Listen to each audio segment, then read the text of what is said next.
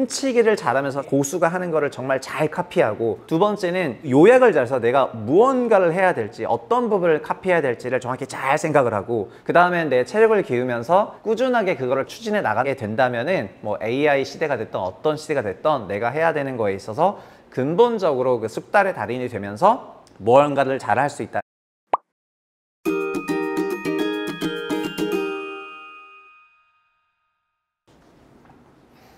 안녕하세요. 좋은 책을 읽고 대신 요약해주고 그리고 또 책 모임도 하는 채널인 채북스의 최상욱입니다. 오늘 소개할 책은 사이토 다카시라는 분이 쓴 인류의 조건이라는 책입니다. 일본인이 바라본 전 세계 인류분들을 소개하면서 그런 인류들은 도대체 어떤 특징이 있었는가를 분석한 책이라고 할 수 있습니다.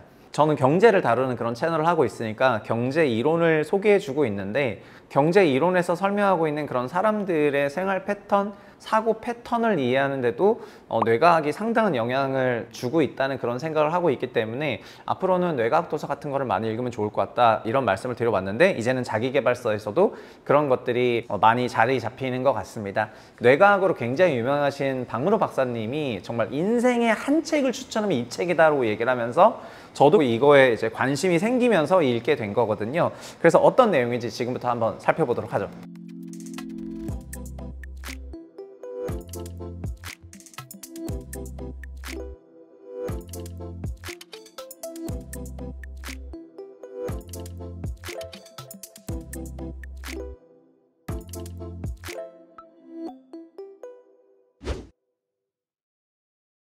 책은 제목을 인류의 조건으로 지었는데 책 제목은 어떻게 보면 잘못 지은 걸 수도 있습니다. 왜냐하면 이 책의 본질적인 제목은 숙달의 기술이라는 겁니다. 그러니까 한마디로 무언가의 인류가 되기 위해서는 숙달을 해야 되고, 다양한 보편적인 그런 숙달의 기술을 습득할 수 있도록 설명해 준 책이 인류의 조건이라는 책입니다. 숙달하는 요령을 터득하지 못한 채 밤낮 없이 뭐 컴퓨터 앞에만 앉아서 아니면 핸드폰만 보면서 내가 이걸 하는 게 맞나 라고 하는 것보다는, 그렇게 하면은 결국은 시간 낭비가 있고, 그리고 우리 인간은 또 한정적인 에너지를 갖고 있잖아요. 그래서 그 에너지를 최대한 잘 활용해야 되거든요. 자기 에너지를 효율적으로 사용하기 위해서는 숙달을 잘해야 되고, 그런 상태를 꾸준하게 유지할 필요가 있다고 얘기를 합니다. 저자는 기분 좋게 하루에 자기 에너지를 쓴 다음에 약간 노곤한 상태로 잠들고 회복하는 것을 굉장히 지향을 하고요. 그러기 위해서는 무언가를 숙달을 해야 한다, 이러면서 숙달을 어떻게 잘할 수 있느냐, 이런 거를 설명하는 책입니다. 일단 무언가를 잘 해야 되겠다, 혹은 뭐 숙달해야지 라는 생각이 드는 거는 주로 동경에서부터 시작을 합니다. 의식화 시키고 평소에도 그거를 계속해서 사고라든가 행동할 때 발휘할 때 숙달의 기술이 시작이 된다고 저자는 얘기합니다. 네덜란드의 마르코 반 바스텐을 동경했던 일본 한 중학교의 축구 선생님이 있었습니다. 그 사람의 제자가 있었어요. 그 제자가 2000년 AFC 일본이 우승컵을 올렸을 때 국가대표로 뽑혔던 다카라 나오히로의 이제 일화입니다. 당시에는 모든 학생들이 마라도나를 좀 동경했는데, 그 중학교 선생님은 반 바스텐을 동경했거든요. 다카시는 반 바스텐을 좋아했었던 건 아닌 건데요, 뭘 할 때마다 자꾸 선생님이 왜 반 바스텐스러운 무빙을 안 하냐, 움직임을 안 하냐, 플레이를 안 하냐 계속 혼이 나니까 이제 오기가 난 거예요. 도대체 뭐 하는 놈인데 선생님이 계속 반 바스텐스럽게 하라는 거야 하면서 이제 비디오를 봤는데 충격을 받은 거죠. 그러니까 소위 동경이 발생을 하게 된 겁니다. 아, 이 사람이 스트라이커이면서 되게 패스도 잘하고 되게 올라운더, 그러니까 요즘으로 치면은 손흥민스러운 선수였는데, 그런 선수라는 걸 깨닫고 나서부터는 반 바스텐을 계속해서 따라가게 됐다는 겁니다. 어떤 특정 기술도 계속 그 사람처럼 행동하고 하다 보니까 그 실력이 올라가서 한참 지난 다음에 언론과 인터뷰를 할 때 어느 순간 나도 반 바스텐이 쓰는 기술을 너무 자연스럽게 쓸 수 있게 되면서 내가 무언가 다재다능한 능력이 있다는 것을 알게 됐다, 이러면서 이제 그런 스토리가 나오게 됩니다. 이것처럼 많은 사람들이 동경을 하면서 무언가를 시작하게 되는데요, 그 숙달의 보편적인 기술을 하기 위해서는 기본적으로는 이렇게 동경, 아니면 다른 사람이 동경하는 사람을 전염돼서 나도 동경하면서부터 동기화가 시작이 되고, 그걸 의식하면 할수록 무언가 시작이 된다, 그렇게 말씀드리겠습니다.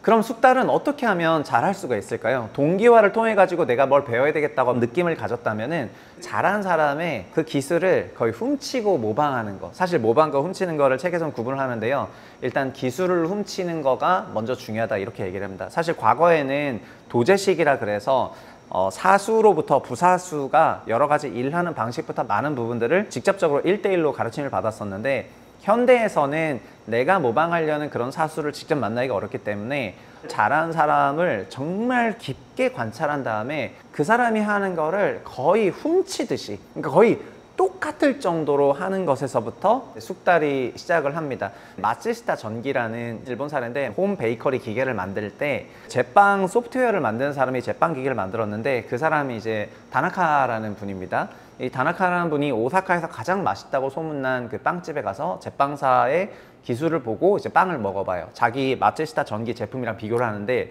맛의 차이가 넘사벽으로 나거든요. 그래서 물어보죠. 왜 이렇게 선생님이 만든 빵은 이렇게 맛있고 우리 마츠시타가 만든 빵은 맛이 없을까요? 했는데, 이 제빵사는 자기의 기술을 말로 잘 설명하지는 못하는 사람이었거든요. 그러니까 어쩔 수 없이 다나카는 그 제빵사를 그때부터 그냥 주구장창 관찰을 하기 시작합니다. 계속해서 관찰을 하면서 도대체 자기 기계랑 저 제빵사가 뭐가 다를까라고 막 생각을 하게 되는데, 본사에다 연락을 하죠. 제빵 반죽을 할 때 비틀어서 한번 늘어뜨려 봐라. 그래서 비틀어서 늘어뜨리기 위해서 그 반죽 기계에 한 군데 이제 홈을 파게 되는데, 그러면서 그 제빵사가 가지고 있는 기술들을 기계에 접목하기 시작했을 때 마츠시타 전기의 베이커리 기계의 맛이 그때부터 급격히 올라가게 되거든요. 그러니까 이게 그냥 단순히 쳐다보는 걸로 끝나는 게 아니라 거의 완전 훔치듯이 기술을 다 갖고 오는 수준에서 그렇게 해야지 그 자신의 실력도 이렇게 올라간다, 이렇게 말씀을 드리겠습니다. 훔치는 것과 모방은 뭐가 다르냐면은 그냥 단순히 겉에 보이는 것만 하는 거랑 암묵지까지 다 따르는 거, 이게 훔치는 거라고 하겠습니다.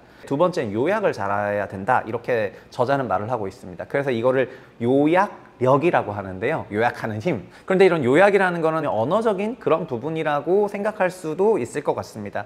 박무로 박사가 이 책을 강력하게 추천했던 것도 어떻게 보면 이 요약 부분에서 와닿아서 그런 걸 수도 있는 것 같은데, 추천사에서도 뭐라고 썼냐면은 자기도 이제 한참 얘기를 하다가 내가 지금까지 말한 걸 요약해보면 이런 말을 했더니 대화가 굉장히 밀도 있고 강의도 굉장히 밀도 있게 전개가 되더라는 거고요. 청자 역시 금방금방 따라오더라는 겁니다. 그래서 자기는 지금에도 한 15분에서 20분 간격으로 계속 지금까지 한 얘기는요, 요약해보면요, 이러면서 요약을 한다고 하는 거죠. 무언가를 요약한다는 거는 언어만 요약하는 것이 아니라 생활이라든가 다른 활동 전체를 핵심으로 요약하는 그런 기술을 갖고 있어야 된다, 이렇게 얘기를 하거든요.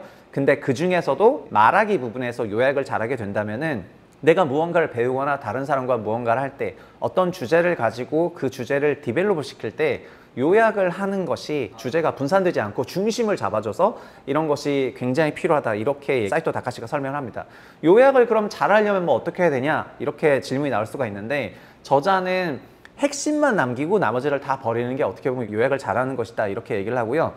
그러면서 사례로 이게 요약이 언어적인 부분만 아니기 때문에 오히려 스포츠에서 요약을 잘하는 사례를 20대 80의 법칙으로 얘기를 합니다. 가령 축구를 예를 들면요, 축구에서 가끔 사용하는 엄청 멋진 기술, 오버헤드 킥이나 뭐 발리슛이 있다고 할게요. 이런 거는 아주 가끔 사용이 되기 때문에 이런 걸 익히기보다는 80% 평소에 늘 사용되는 기술이 트래핑, 드리블, 패스, 이런 거잖아요. 기본기. 그래서 축구를 잘한다는 거는 이제 발리슛 잘 때려서 그거 어차피 쓸 기회도 없거든요. 그러니까 뭘 해야 되는지, 내가 뭘 배워야 되겠다라고 요약을 한다면은, 내가 축구를 잘하겠다고 느꼈다면은 많이 사용되는 기술인 80% 사용되는 기본 기술을 자기가 집중적으로 연습하는 것이 축구를 전체적으로 숙달하는 데 훨씬 도움이 되더라는 것입니다. 이런 것처럼 우리가 20대 80의 법칙을 바라보면은 굉장히 많은 부분에서 나오게 되는데요. 저자는 책조차도 이런 식으로 보라고 해요.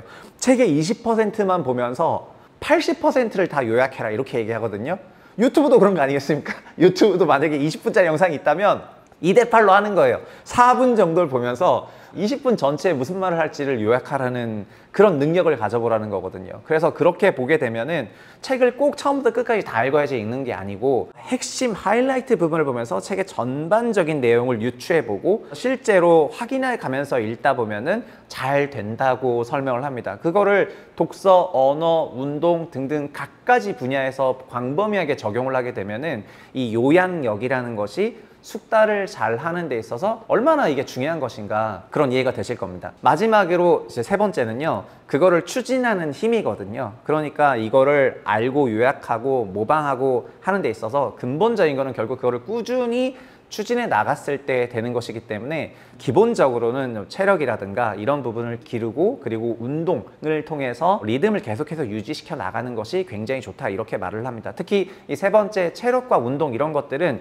요즘에 뇌과학에서 굉장히 중요하게 말하는 부분이거든요. 러닝을 꾸준히 한다던가 달리기를 꾸준히 진행했을 때 사람은 고도의 그 집중 상태로 들어가게 되는데 달린다는 것 자체가 과거를 생각해 보시면은 동물에 쫓길 때 아니면 거의 달릴 데가 없기 때문에 이제 소위 굉장히 초집중된 상태로 가게 되는데 그런 걸 의도적으로 꾸준히 수행하면서 그런 뇌과학적인 측면에서도 운동을 한다는 것이 이렇게 집중, 숙련, 숙달로 가는 그런 지름길이라고 생각을 하시게 되면은 이 세 가지를 잘 하시는 거, 그러니까 모방, 정확히 말하면 훔치기인데 훔치기를 잘하면서 고수가 하는 거를 정말 잘 카피하고, 두 번째는 요약을 잘해서 내가 무언가를 해야 될지 어떤 부분을 카피해야 될지를 정확히 잘 생각을 하고, 그 다음에 내 체력을 기우면서 꾸준하게 그거를 추진해 나가게 된다면은 뭐 AI 시대가 됐던 어떤 시대가 됐던 내가 해야 되는 거에 있어서 근본적으로 그 숙달의 달인이 되면서 무언가를 잘 할 수 있다, 이런 것이 저자의 결론입니다. 인류들, 전 세계의 인류라고 할 수 있는 사람들을 좀 설명하게 되는데요. 일본 문학계의 대부인 무라카미 하루키를 얘기를 합니다. 그간의 일본 문학계의 문체와는 조금 다른 관조적이고 거리두기를 하는 문체를 일부러 의식해서 쓰게 되는데요. 왜냐하면은 당시 유행하는 문체와 내가 똑같았을 땐 경쟁력이 없다고 생각해서 자기가 다른 문체를 개발을 하게 됩니다. 그 당시 일본 문학계의 여러 주류 소설가들의 스타일들을 완벽하게 분석을 하고 내가 무언가가 필요하다고 요약했다는 거, 이게 일단 저자가 말한 숙달의 기술로부터 시작을 했다라고 할 수가 있을 것 같습니다. 요즘 이런 분석은 유튜브에서도 많이 이루어지는데, 내가 부동산 유튜브 하고 싶다, 경제 유튜브 하고 싶다 그러면은 잘하는 유튜버들은 어떤 스타일을 하고 있는가, 리뷰 유튜브를 하고 있다면 잘한 유튜버 리뷰어들은 무엇을 하고 있는가, 이렇게 보면서 내가 뭘 해야 되는지를 요약하는 능력은 굉장히 중요하다, 이렇게 말씀드리겠습니다. 다시 하루키로 돌아가 보면은 초창기에 하루키의 책이 문체적인 부분에서 좀 특징이 있었다면은 그게 어느 정도 마스터되고 나서 하루키는 여기에 스토리를 넣기 시작을 합니다. 소설은 결말이 있잖아요. 그래서 자기계발서들이나 경제서들은 약간만 읽어도 되지만은 소설은 끝까지 읽어야 되거든요. 그래서 결국은 좋은 이야기라는 게 있어야 되는데 이야기 자체가 좋지 않으면은 문체 그 자체가 무슨 의미가 있겠어요? 그래서 문체를 베이스로 시작을 했지만 결국은 좋은 이야기를 만들기 위해서 노력을 하게 됩니다. 근데 하루키의 책의 특징이 뭐냐면은 그가 글쓰기를 할 때 처음부터 결말을 정해놓고 책을 쓰는 게 아니라 일단 상황을 무한대로 뻗쳐나가면서 궁극의 그 몰입 상태에서 결말을 짓는 형식으로 이렇게 한다고 그는 얘기를 해요.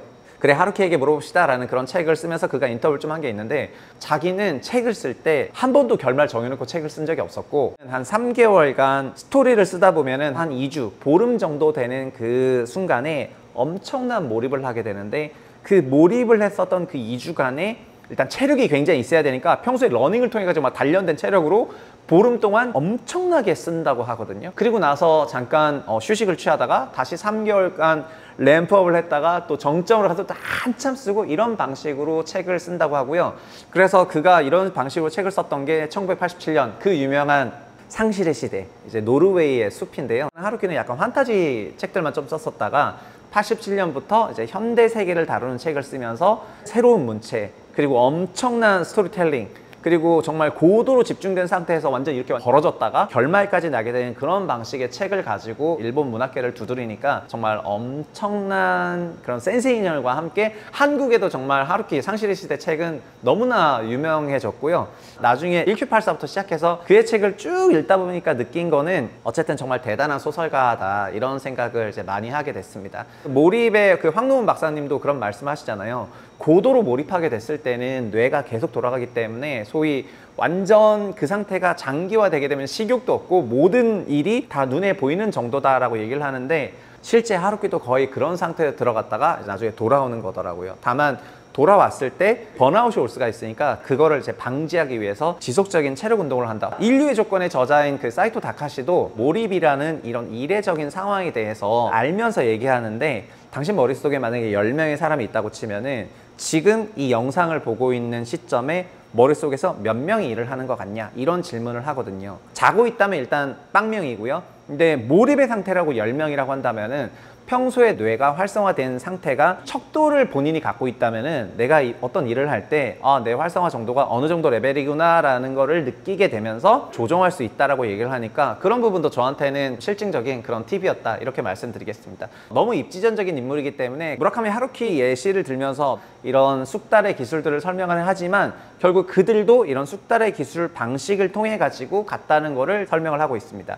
책에서는 경영도 그렇고 어떤 특정한 스타일들을 궁극으로 갖다 올린 사람들이 서로 도와서 경영을 하거나 혼다의 사례가 나옵니다. 이제 두 혼다 창업주와 다른 CFO 간에 다른 스타일들이 있었기 때문에 그런 스타일들을 통해 가지고 상당한 성과를 냈었던 얘기를 하고요. 쑥달의 달인들은 특정한 스타일들을 갖게 되고 그런 스타일들을 왜 갖는지를 설명하고 그런 것들이 나오는 시너지를 얘기합니다. 그리고 이런 숙달의 달인을 예시를 한다면 농구에서 스테판 커리 얘기를 안 할 수가 없는데요. 이제 스테판 커리가 골든 스테이트 워리어스에서 거기 들어가고 나서부터 슛 연습을 너무 엄청나게 하다 보니까 그 자세에서부터 릴리스까지 정말 너무 짧아가지고 그리고 정말 외곽에서 던져버리기 때문에 말 그대로 농구의 헤게모니를 바꿔버리게 되거든요. 그래서 스테판 커리 등장 이후 NBA의 그 농구 스타일은 완전히 달라졌었는데 이렇게 어떤 특정한 판도를 완전히 바꾸는 사람들은 말 그대로 그쪽 스포츠의 레전드가 되는데요. 그 역시도 그런 슛을 숙달하기 위해서는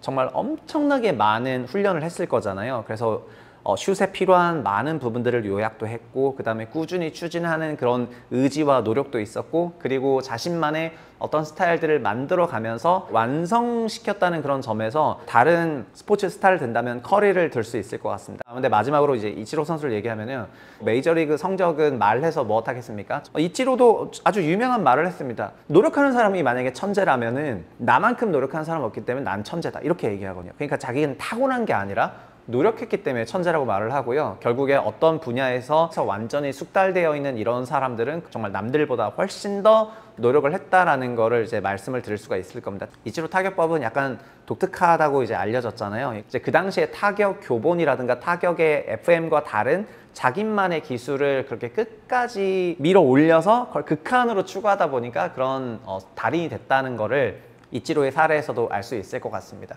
결국 스포츠는 이런 분야에 있어서 이제 그런 예시를 잘 찾을 수 있는 사례인데 책에서는 이제 미술에서도 그런 사례를 찾고요. 우리가 뭐 고우 그림 아니면 세잔 그림 이렇게 그림을 보면은 어떤 그림인지 금방 알지 않습니까? 결국은 숙달의 달인, 숙달의 궁극까지 간 레벨에서는 자연스럽게 그 사람만의 스타일들이 드러나고 그런 스타일들이 드러났다는 걸 가지고 우리는 얼마든지 그 분야에서 또 다른 분야에서 그런 걸 이제 시작하면서 올라갈 수 있다 이렇게 말씀드리겠습니다. 저는 존경하는 사람으로 완단 김정희 선생이 있는데 어린 시절부터 글쓰기의 달인이지만 그가 다른 스타일들을 전부 섭렵하고 나서는 추사체를 완성하게 되는 거잖아요. 자기만의 스타일들이 나오게 되거든요. 그런 것처럼 먼저 다른 사람이 잘한다는 거를 다 섭렵하고 나서 거기서 더 노력하면은 스타일들이 나오고 이런 스타일들이 나온다면 그때부터는 그 시대가 뭐 AI 시대든 AI 할아버지 시대든 세상을 살아가는데 정말 문제가 없는 능력을 가지면서 살아가게 되는 거기 때문에 이 책을 통해서 내가 모르는 분야를 시작을 할 때 그렇게 하시면 좋겠다 말씀드리겠습니다.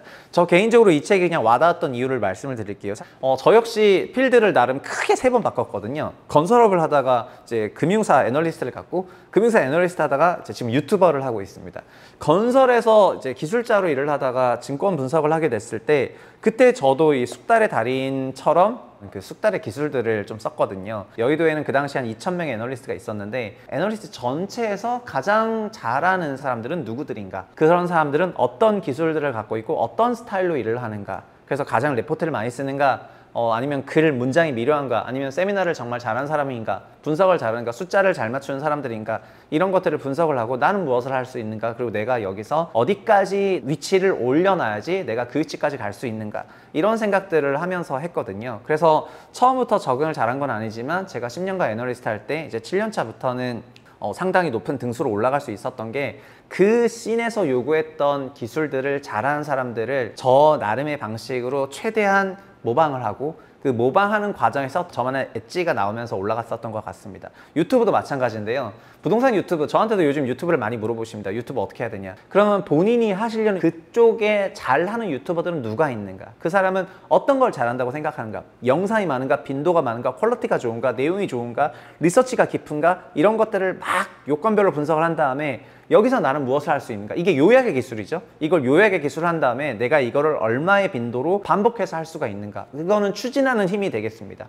그리고 기본적으로 잘하는 사람의 어떤 스타일들을 또 갖고 와야 되겠죠. 이거는 훔치는 기술일 거 아니에요. 그래서 이 세 개를 가지고 계속해서 램프업을 추진하다 보면은 어느 순간 궤도에 오르게 되고, 궤도에 오르는 상태부터는 자기 스타일들이 나오게 돼요. 그러면서 채널의 엣지를 갖고 이제 빵 성장을 하게 되겠죠. 그러니까 이거는 필드를 여러 번 바꿨던 저의 경험에서도 여기서 말했던 그 방식이 좀 와닿았거든요. 그래서 이 책은 보편적 숙달의 기술 를 전달하는 책이기 때문에 읽을 가치가 있다, 이렇게 말씀드리겠습니다. 채북새는 다음에도 좋은 책으로 찾아보겠습니다. 감사합니다.